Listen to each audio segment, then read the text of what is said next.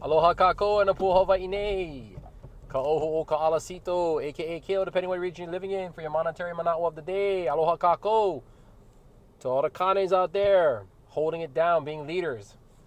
What up, everybody in Hawaii? What up? Are you living in Hawaii, holding it down? Cost of living getting you down, you know? I mean, geez, man, it's holiday season. How many of you are feeling pressure to have to buy stuff, right? How many of you feel like maybe even trying to check out the idea of possibly not having any kind of presents bought for the holidays, right? How hard is that? I mean, have you ever thought about not buying things this season or this year to get yourself back on track, to get yourself back on a budget, right? How hard is it to do that? How hard is it to like even make that decision to want to do that and tell your family and your friends and stuff like, oh yeah, I'm not buying anything this year. Like, we're going to try to save money. How do you feel? Like and subscribe, by the way, please. It helps me out a lot. Comment down below as much as you want. Everything that you hear in our conversation is a conversation. Kuka, kuka. You know what I mean? We're going to talk story, and I'm going to share, and you have an opportunity to voice your opinion. Tell me your experiences. I would love to hear it, especially since normally we are unable to talk about finances, which I love talking about. Any family member of mine that you know, you say, oh man, your brother likes to talk about finances. They're going to say, yep, that's how he is. And I love to talk about finances because that's what our life is surrounded by. We're surrounded by finances, and it's even more known now because of cost of living, because we're in the holiday season. Feel like we got to buy stuff, keep up with the Joneses. You see people driving around with Teslas and all these nice cars, and you feel like you want that too. You know, you want to buy your kids stuff. They're asking for stuff. Like, all of this, it's all surrounded by finances, by money, by income, expenses, all that stuff. We need to talk about it. I read in the Psychology for Money. I love that book, by the way. Again, I'm not affiliated with it. I don't get paid for sharing, and I just want to share that there's a term that I really love. They say, people focus on what they know and neglect what they don't know, which really boosts up a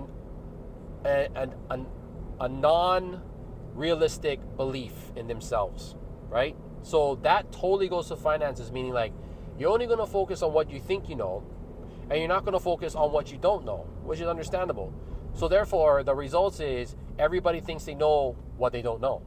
And that's totally the thing with finances, which probably is the reason why people don't want to talk about finances, because they think they know, but realistically, if you start talking about it, you just might find out you really don't know much about it.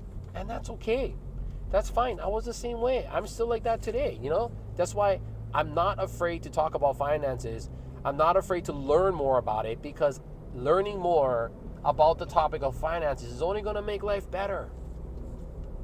I want to know your opinions of why you think people don't want to talk about it. You know, tell me your reason why. Why don't you do you like to talk about finances? And by finances, I mean what you're making, what kind of like loans you have, you know what I mean? Like, what's in your bank accounts? I mean, that to some people, they really get defensive about stuff like that, you know? Like, what, you're gonna learn about all my stuff, blah, blah, blah. It's like, well, you know, you complain about how it's harder to live every year in Hawaii. You complain about how it's expensive. You complain about, like, we're not getting paid enough. You know, like, yeah, let's talk about it. You know, like, stop being a victim to it and start fighting back by learning how to play the game. Whether you think it's a game or not, you can call it whatever the heck you want to call it, but it's a game. There's rules, there's pieces to it, you know? And yeah, we're all pieces on the board, but you can choose to be a pawn, or you can choose to be a king or a queen. Okay? You can choose that. We're born into the game, but you can choose to be what piece you want to be. Okay? Victim, that's not even on the board. Victim is lame. That's a cop-out. We're not like that. We're going to work to better ourselves. If opportunities aren't given to us, which majority of the time they aren't, then we're going to make our own opportunities, okay? And that's what we're here for, to talk about that. That's what all talking is going to help for, to make opportunities for us, okay? So yeah, again, comment below. How do you feel? Talk about it. You can talk here, always. It's always open for talking in a very safe space for conversation.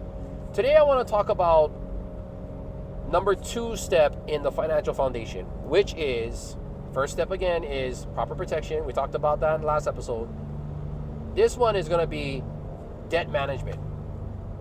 And debt management, like when you hear the word debt, I know a lot of people just start wanting to turn off their brains already, right? Or they get scared to talk about it or whatever. But why? Ask yourself, why is that the case? Why is that the case? Why do you not want to talk about it? Probably because you fear it. And what you don't know, you fear.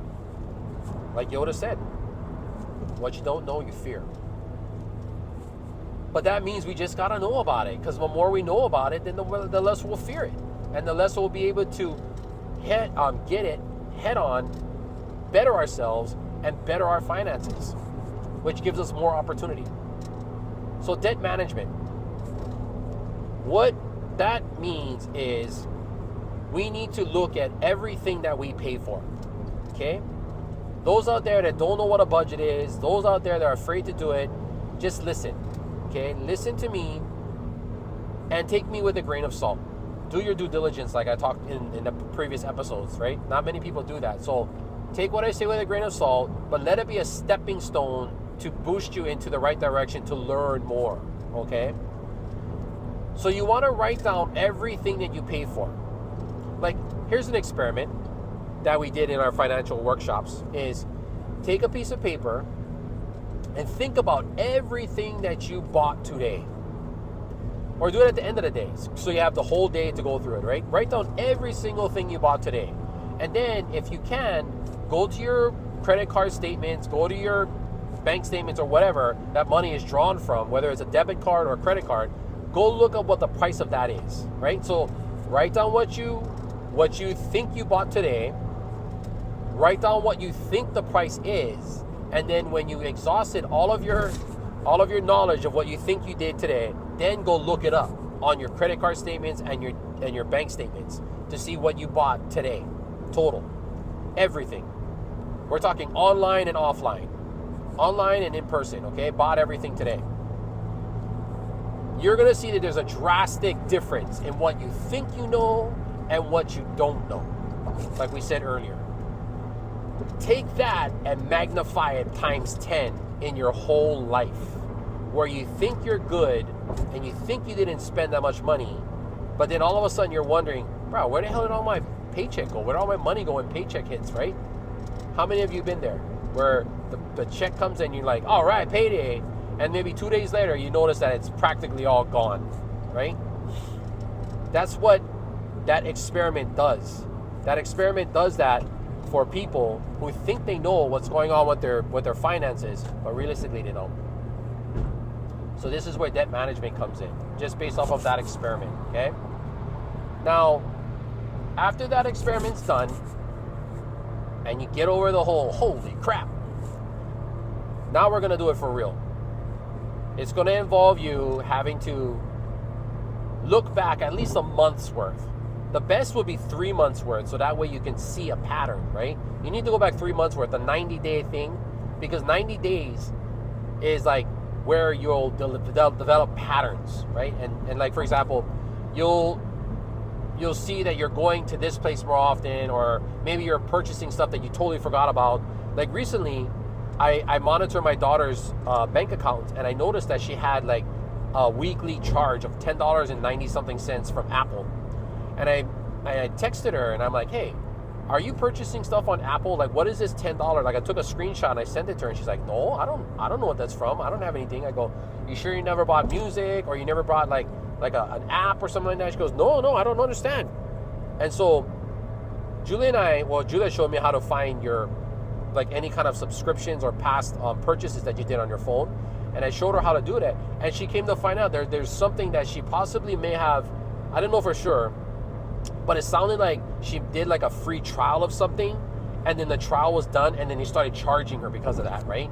So that's another tip that you can do, is go on your iPhone, go to your app, and then press the upper right button that has your initial or your name on it. Press that, and then when it drops down, it'll show all your recent purchases that you do. And then if you want to stop something, like say there's something on there you had no idea you're getting charged for, right? Like the free trial thing ends. Click on that, and then scroll down, and you'll see like subscriptions or whatnot, and then you can cancel that membership.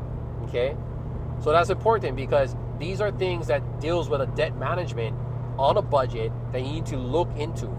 It needs to be done every month. I wanted you guys to do it like twice a month, so every 2 weeks, right? Do it every payday, which is 2 weeks. Payday is usually every 2 weeks, right? So when you get the paycheck coming in, or when you know the paycheck's coming in, that's when's the best time to go and look up your budget. Look up your bank statements, look up your credit card statements, write down everything, and that's the time where you're gonna realize that you're paying for stuff that you totally forgot about. Maybe memberships, maybe subscriptions. Like I've had a client that paid for 3 different types of gym memberships, and she forgot about them and only goes to the most expensive one, which is CrossFit, right? And she totally forgot about that. So you're wasting. I mean, even if a gym membership on 24, you know how to give you these good prices. Yeah, like, oh yeah, like $12 a month, like $12 a month, like every month for 1 year, but then times that by like 3, 4, 5 years, like that's a lot of money that can build up, and you're wasting it, and you're not even using it, and you wonder where your money goes, right? Do that. Write down all of your stuff, make a log of that, put it in your calendar, remind yourself to do it if you have to, but just do it, because that's how you're going to be able to track every single dollar that comes in on your paycheck, and that's important to do. You need to track where every single dollar is going to go. Now, when you got that down, then from there, you're going to realize how much money you have left over. And that's your cash flow. Okay, cash flow is what you have left over after all of your expenses are taken care of. Now, it's going to hurt. Okay, I'm not going to lie. Something like this is not going to be fun. You know, you're going to be maybe you're going to be upset, you're going to be frustrated, but just push through it. That's only the initial part. Okay? You need to see that by doing this, it's going to get better. Now that you monitor where all of your money's going, you're going to be able to save better because you know exactly how much you have left over instead of guessing how much you have left over. You're going to also see like, oh shit, man, I'm going out to coffee every damn day. What is that, $5 every day, 365 days a year? What if we did something a little bit different? What if we like brought home coffee to work or made home coffee, right? Instead of eating out, which is one of the top things that people spend money on, let's eat at home. Let's go to Costco. Let's buy a bulk and let's like cook and prep, you know? I mean, it's a little bit of a time-consuming thing, but so what? What, do you want to be poor for the rest of your life, or do you want to build wealth? And that's one of the ways to do it, is by starting to make little sacrifices here and there. Sacrifices are not forever. They're for a short period of time. Because if you keep this routine going, this new routine, then you're going to build wealth, and that's going to make more opportunity for you. And that's where you're going to reap what you sow. Okay? Little tips that I like to give in learning how to budget your money is, for example, if you're a renter or you're paying your mortgage, either way, this works both ways. That's just one idea, is you need to pay a monthly bill, right? Just like your credit card, just all that stuff. So if you're going to have to pay monthly, save up bi-weekly. So every 2 weeks. For example, let's just say your rent is $1,000, right? On your first of the month, you pay your rent. That's $1,000, okay? Now, on the 15th, when you get paid again, you're gonna put $500 away in your rent fund, okay? And you're gonna do this for every expense because you know what your end bill is. Your phone bill, electric bill, whatever. You save half of that on the 15th.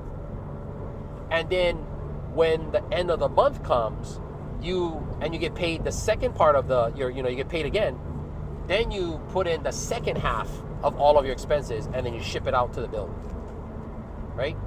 So again, On the 15th, you put $500 away for your $1,000 rent.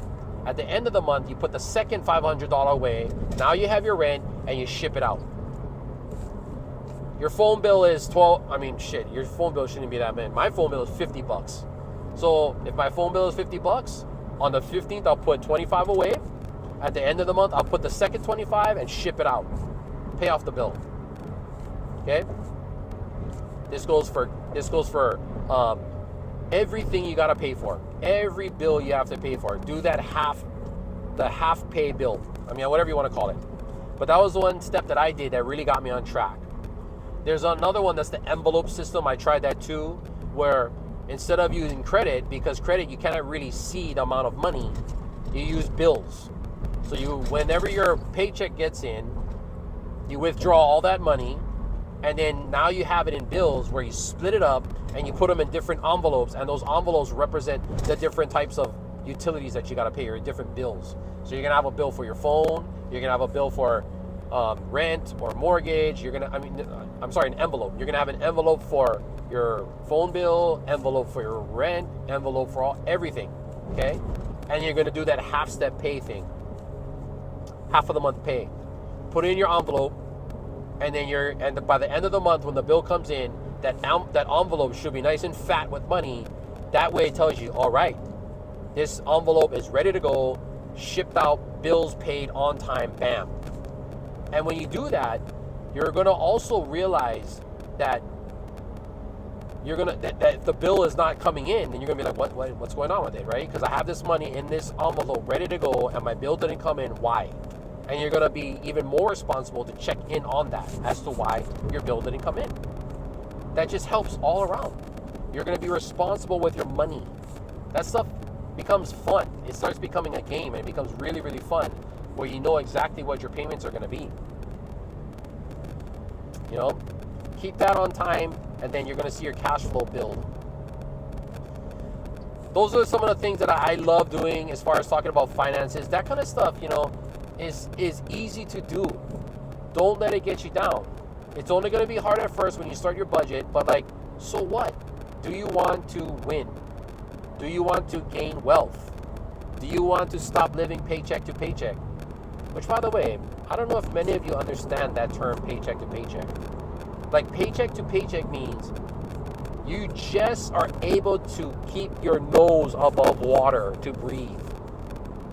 One emergency, your car breaks down, your fridge breaks down, you get sick, you get hurt, you cannot work, you gotta pay for medical expenses. You're done. You just are able to survive that you're not prepared for any kind of unforeseen emergency. So if that hits you, you're gonna get wiped out. You won't be able to sustain yourself. So that's why we need to have an emergency fund, which is the next step. We'll get to that. But now you can see that number one of the financial foundation, you need to properly protect yourself so the income can keep coming in, right? You are the one who makes the money. You're the one who's going to pay it off. Now that we got that protected with life insurance, next step is debt management, what we just talked about. You're going to start writing down your expenses. You're going to monitor where every single dollar is going to go. You're going to pay your bills on time. And a direct relation to that is that raises your credit score, so it makes everything great all over. Okay? And from that, you're going to realize your cash flow, that you're going to have cash flow, money left over after all that stuff's said and done. Okay? Now that you have cash flow said and done, that leads us to the next step, which I'll talk again in the next episode, which is emergency fund, where you're going to put money away to create an emergency fund of 3 to 6 months worth of funding. Because just in case emergencies happen, because you're on a budget and because you're on a budget, the emergency fund will be able to help with those unforeseen things. Because if you don't have an emergency fund, you're going to have to take money out from your savings, right? Or you're going to have to take out a loan, or you're going to tap into your credit cards, and it's going to put you right back into square one again. And we don't want that, because you're making such great leeway, or headway, I should say. Okay? All right. Your goal for today, if you've come this far, mahalo nui, like and subscribe. I appreciate y'all. leave comments of everything that you might have experience with, like your own funding, your own budgeting or whatnot, the complications to it, or even success stories and stuff. I want to hear about all it. I want to talk about it. But your homework today is to do that initial experiment, what I told you, where at the end of today, or at the end of the day that you watch this video, I want you to write down all the things. First, write down all the things that you remember that you bought today, okay?